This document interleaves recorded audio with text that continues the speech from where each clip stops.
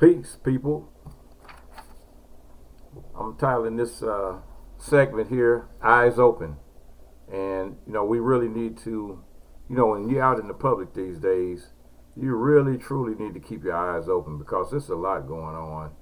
And, after you see these stories that I'm getting ready to report on right here, then you may or may not agree. Uh, First of all, I'm going to do an update on the Joshua Brown, the witness that testified in the Amber Geiger trial. It's an update on what happened with him, and the update states that uh, he was not actually shot at the same complex that Botham Jean was shot. So it was actually, it said Brown was shot at a different complex about 12 miles away.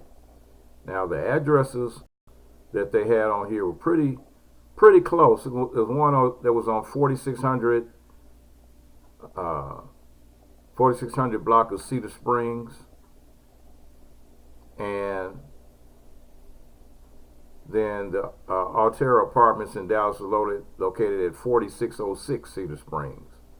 So that the addresses are pretty similar, but they were not done at the same place. So even though he did live in the same building that Botham Jean was living in when Amber Geiger shot and killed him, uh, he was shot in a different location.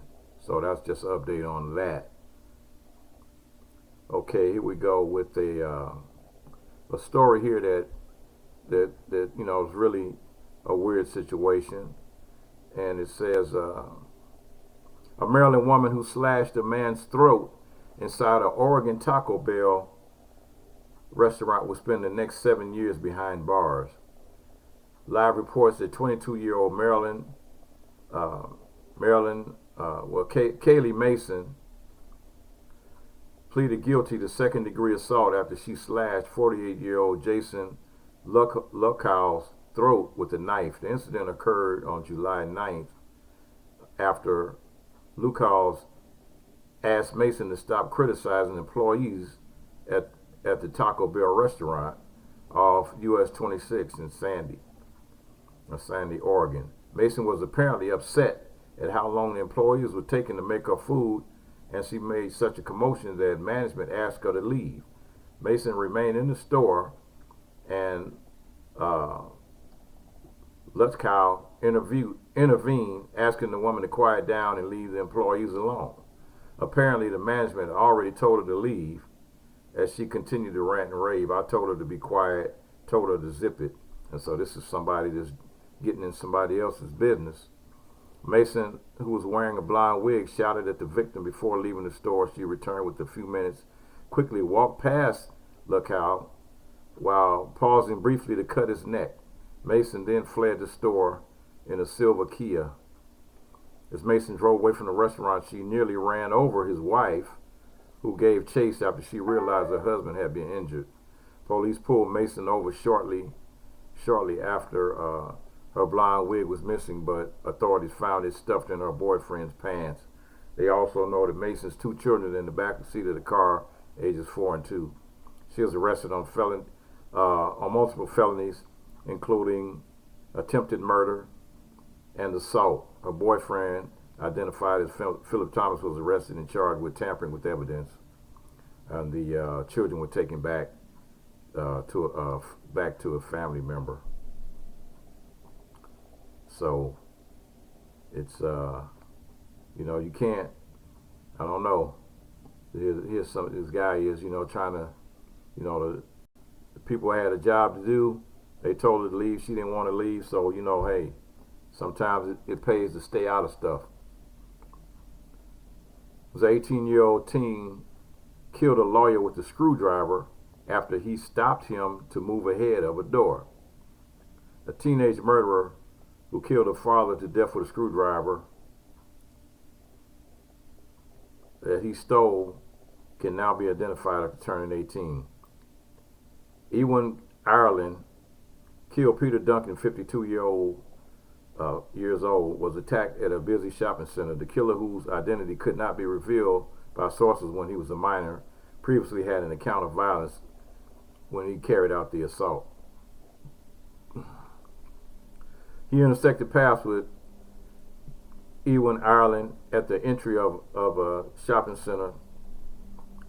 The lawyer raised his arm to let the teen pass at the doorway, but Ireland rushed into a frenzy which ended in the family man, Mr. Duncan, being stuck in the heart. He crumbled outside the store in the shopping mall. Ewan Ireland, the law offender, was on a warrant for an array at the time. Ireland confessed about the murder last month. The lawyer and devoted dad, Peter Duncan, was in the wrong place at the wrong time. He declared guilt last month to the killing, but he was still 17 years old and the status could not be published. Now that he's become an adult, the Youth and Criminal Evidence Act of 1999 no longer implements. In the previous hearing, prosecutor Kevin Wardlow said Mr. Duncan and a teenager came into proximity with each other by coincidence when they were wandering in opposite directions.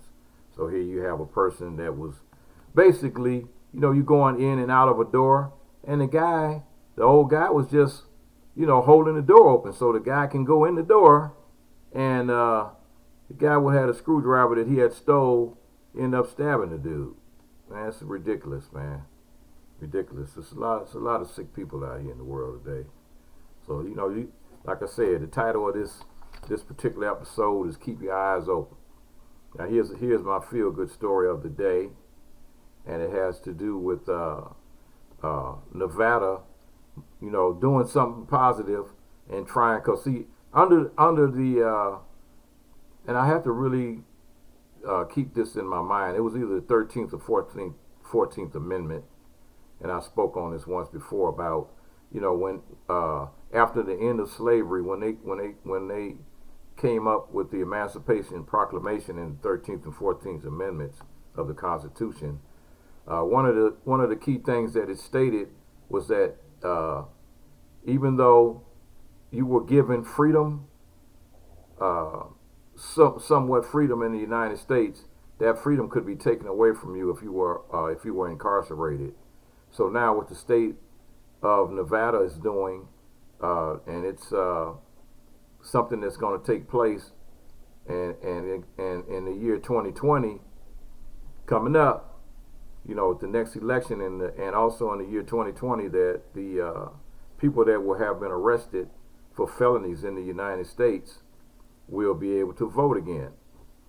Las Vegas, on an evening in August, Kenneth Dorsey received a long-awaited notice in the mail from the Clark County Election Department, his voter registration card. It was a surreal moment. Dorsey, 61 years old, spent 11 years in prison for several burglary and theft felonies. He was released in 2013 and placed on lifetime parole, which made him unable to vote in Nevada. But on July 1st, a new state law went into effect that automatically restored the voting rights of people who had been released from prison without any conditions, enabling them to register to vote. It was retroactive and applied to Dorsey. It gave me a sense of citizenship, Dorsey said, since his prison release. Dorsey said he stayed sober and found steady work as a maintenance manager in an apartment complex. He also fell in love and got married and started a nonprofit called Planet Mike Earth, which keeps kids out of trouble by promoting artistic and musical expression. But voting seemed like an opportunity Dorsey would never receive. Now I feel more like a regular person, he said. The officials estimate that 77,000 people in Nevada, like Dorsey, who have been released from prison, will have their voting rights restored. As of 2016, Nevada ranked 9th among states with the most disenfranchised voters, about 4% of its voting age population unable to vote because of felony convictions, some who were released from prison before the law could regain the right to vote in the state. But the process is complicated, and it depended on certain factors, including the crime, how long the person had been out of prison, and parole status.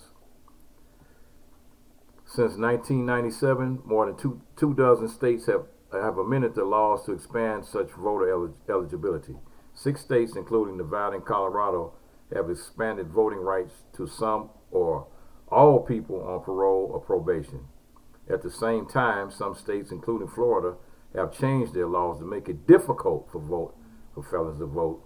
That's that Florida keep popping up, that state that I avoid like a passion, requiring they pay fines or restitution fees first. 7 other states have similar requirements. So that's a victory in the state of Nevada. And, so even though your rights have been taken away, they have, you got a chance to get your rights back and your right to vote. And so let your vote be counted, and stand up and let your vote be counted. And make sure you try to go out there and try to get rid of this DC dunce over here. Okay, that's it, folks. That's my news story for today, and I'm sticking with it. Time for the news, baby. Time for the news, baby. It's time for the news, baby. Sticking with it. For the news, baby.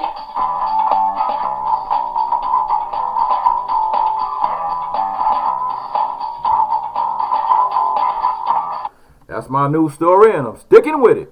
Peace.